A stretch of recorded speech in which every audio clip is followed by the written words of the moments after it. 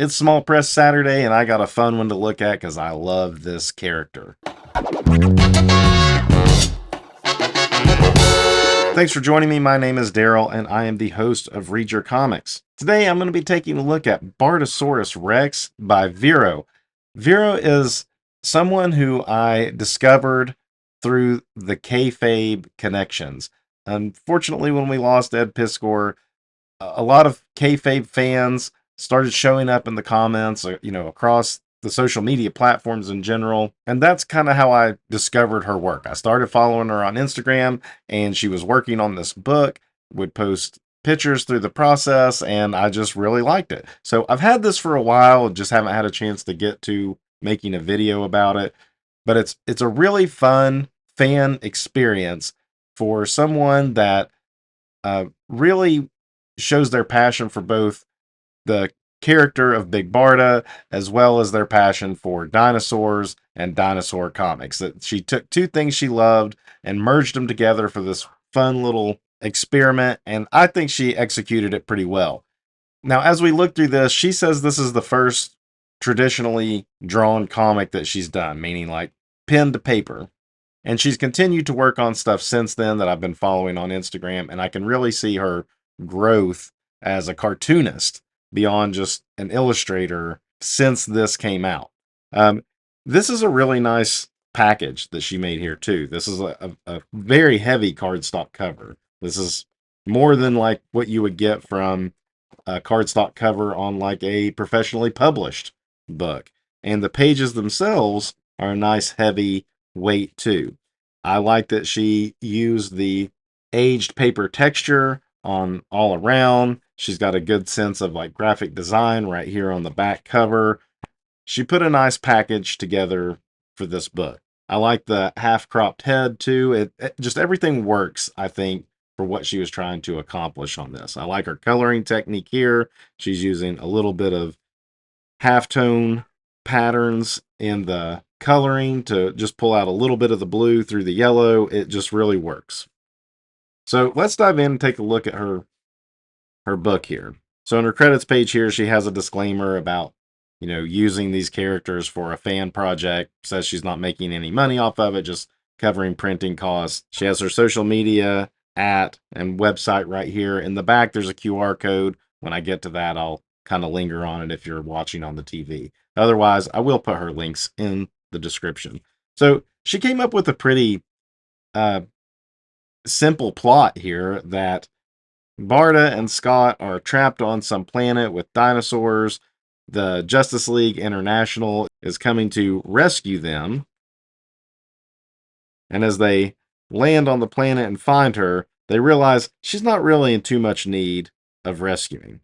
Great spot coloring here. I think that really works for what she's trying to do here. Just little pops of color. You don't have to do the full-blown uh, overly rendered colors of comics today. That's one thing that I think is like sorely lacking in current comic colorists is knowing when a little goes a long way.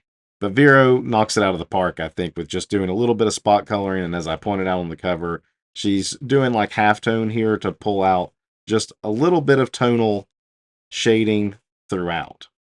So they find Barda just, having a time taking on dinosaurs. And this is where she's just going to have fun, choreographing a fight with a small dinosaur. I'm guessing it's a velociraptor. You can kind of see claw right there. Good sense of bringing the eye down the page in this way and even into this page with the roar and a crunch right here. I mean, it's really drawing my eye in this whole direction. And finally, she dispatches the dinosaur and goes to meet up with Scott, who's making dinner. He's the happy homemaker while she's out destroying the dinosaurs. These look like the little dinos in Usagi. These like little lizard things. She lands the size comparison here between Barda and Scott. Sometimes I feel like artists almost put Scott on up on a stool to get up to her, and I love it when Barda's accurately drawn, towering over Scott.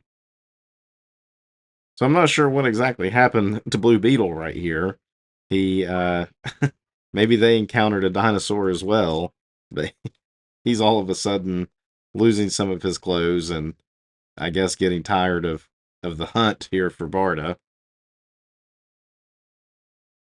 And he steps on a what looks like a branch, but I believe it was the tail of this dinosaur, which really irks Martian Manhunter because now they have to take this on. There's a big scream. Barda puts her helmet back on.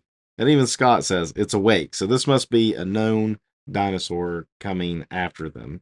And I do love the perspective here of this like long snout. It's almost warped, like as if you were taking it with a wide angle lens. It's a good double page spread. Again, she's using her lettering very well across the page to lead your eye that direction. And now all of a sudden, Blue Beetle and Martian Manhunter, who thought they were coming to rescue Barda, she's the one having to rescue them. And she's going to ride a Triceratops to do it. I mean, why not? Just have fun with it, right? You love dinosaurs, you love Barda. Barda fighting dinosaurs, Barda riding dinosaurs. Just have fun. Have fun with it. You're making your own thing here. Nice 9-panel grid, kind of some breaks across. And then Barda's basically big game hunting right here as she blasts the dinosaur and takes it out right as it's on top of her. I like this shot of the mouth here. She's got a good sense of pacing as well. You can see a little bit of concern in Barda's face in the final panel before the dinosaur finally falls. But it's not over yet. She's going to run to the top and snap off one of its horns. Then she invites the two of them to come hang out at their camp where Scott has just made some dino chili. Basically wraps up her little story here by saying, we don't want to come back. You were here to rescue us, but we're just kind of living the life here that we want to live. Kind of out of the way, not having to fight anybody other than dinosaurs. Just, minding our own business. And we'd appreciate it if you just let us stay. And they're like, okay, we're out. And now we see her riding a pterodactyl.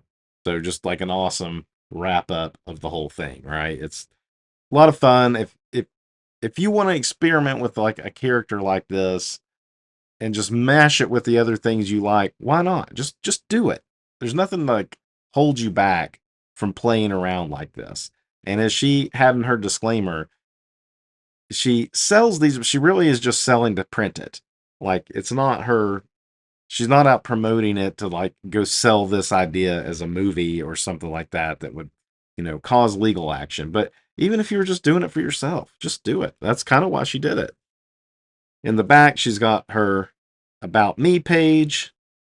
I like her process right here, taking photo references of herself for her frames, facial expressions and such, her layouts, tiny thumbnails. She's got some action figures here for models. And here's her credentials. Here's her QR code. Be sure to go ahead and scan that and follow her to links to things. A very kind write up here, acknowledgments to people who helped inspire her to make this book with an initial call out to Cartoonist Kayfabe, of course. Then she had some friends do pinups. Brian Moss, Jeremy Heiler. I like his a lot. This would have been a good variant cover. Matt Stefani, Junk Draw. I know him from Instagram too. I like his style. Very movie poster-esque. Doing it like a PlayStation game. I don't know, Spencer. Their ads are on here too. If you pause and take a look, that one's fun too. Another Barda doing dinosaurs. So very well put together package by Vero. Check out her work on Instagram and go visit her website. She's got other zines and stuff up. That's it. Until next time. Read your comments.